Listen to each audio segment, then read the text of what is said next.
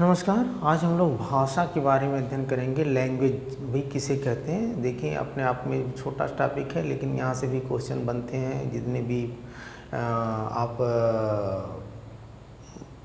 Teacher परीक्षाएं हैं, अध्यापक परीक्षाएं हैं, TET, super TET, C TET या नवोदय या केंद्रीय से लेकर के, तो इसे आप देखें कि भाषा क्या है। संप्रेषण का एक माध्यम है, विचारों को अभिव्यक्त करने का एक माध्यम है। भाषा अर्जित होती है, वातावरण से अर्जित की जाती है, और भाषा का संबंध संस्कृति और सभ्यता से होता है।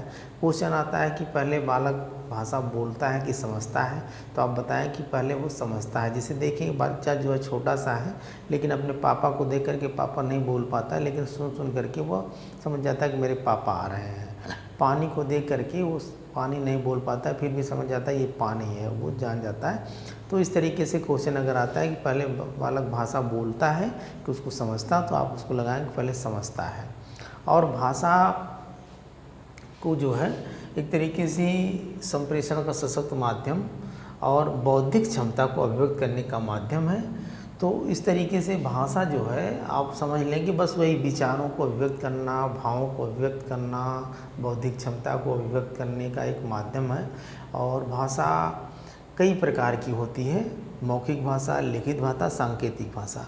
मौखिक भाषा नाम से ही स्पष्ट है कि सबसे ज़्यादा प्रयोग की जाने वाली जो भाषा होती है मौखिक भाषा होती है। क्वेश्चन आएगा कि कौन सी भाषा का प्रयोग सबसे ज़्यादा होता है, तो मौखिक भाषा लगाएंगे।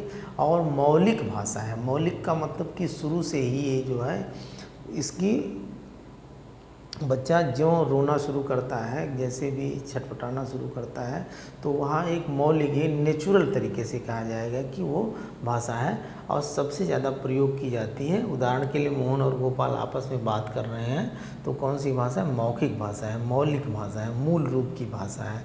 दूसरा है लिखित भाषा, भाई राइटिंग लैंग्वेज या ओरल लैंग्वेज ये थी, ये राइटिंग लैंग्वेज।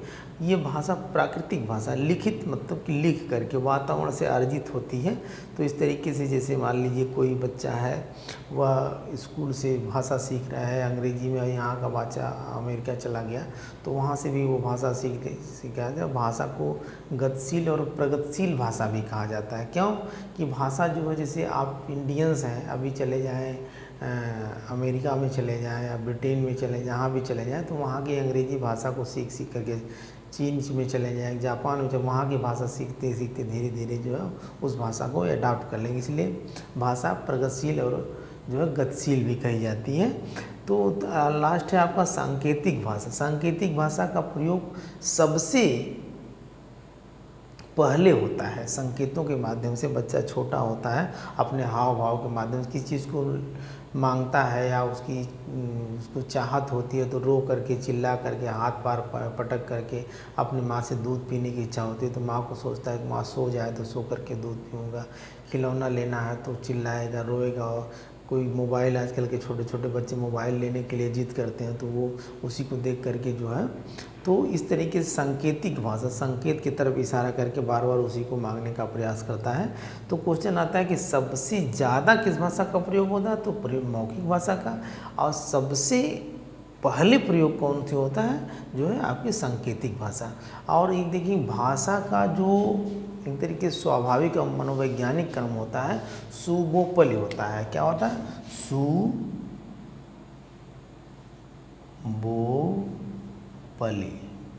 अब सु से सुनना, सुनना, बो से बोलना, बोलना, प से पढ़ना, ली से लिखना। ये जो है स्वाभाविक या मनोवैज्ञानिक क्रम है। मनोवैज्ञानिक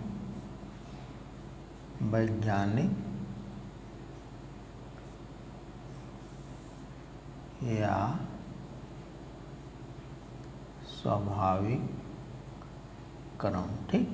तो इसको सुनना, लिसनिंग, यल, बोलना, स्पीकिंग, यस, पढ़ना, रीडिंग और राइटिंग, LSRW। ये भी कभी कभी पूछता है कि स्वाभाविक क्रम क्या होता है, सुनना, बोलना, पढ़ना, लिखना। लेकिन मरियम मॉन्टेसरी जी ने क्या बताया कि भाषा का क्रम क्या होना चाहिए। अगर मॉन्टेसरी के हिसाब से पूछेगा, मॉन्टेसरी के अनुसार क्रम पूछेगा तो हो जाएगा सुनना, बोलना, लिखना, पढ़ना, ये हो जाता है। यानी सुनना का मतलब लिसनिंग एल से, बोलना का मतलब स्पीकिंग एस से, लिखना का मतलब डब्लू राइटिंग, पढ़ना का मतलब रीडिंग आर से। यानी एल एस डब्लू आर ये हो जाएगा। ये क्वेश्चन कभी कभी आता है कि जो है मनोवैज्ञानिक क्रम क्या है और मॉन्टेसरी क्रम क्या है। तो ये छोटा सा, ये बड़ा क्वेश्चन इंपॉर्टेंट है।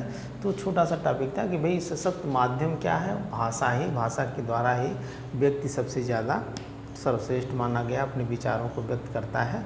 और 3 प्रकार की भाषा होती है। सबसे ज़्यादा भाषा मौखिक भाषा का प्रयोग, और सबसे पहले भाषा कौन सी भाषा का प्रयोग, सांकेतिक भाषा का प्रयोग। प्राकृतिक भाषा कौन सी है, लिखित भाषा है जो वातावरण से अर्जित होती है। भाषा का मनोवैज्ञानिक क्रम कौन सा है, सुनना, बोलना, पढ़ना, लिखना, इसको आप याद रखें सुबोपली। और जो मॉन्टेसरी के अनुसार उन्होंने बताया सुनना, बोलना, लिखना, पढ़ना है। तो इस तरीके से आज के लिए बस इतना ही। धन्यवाद।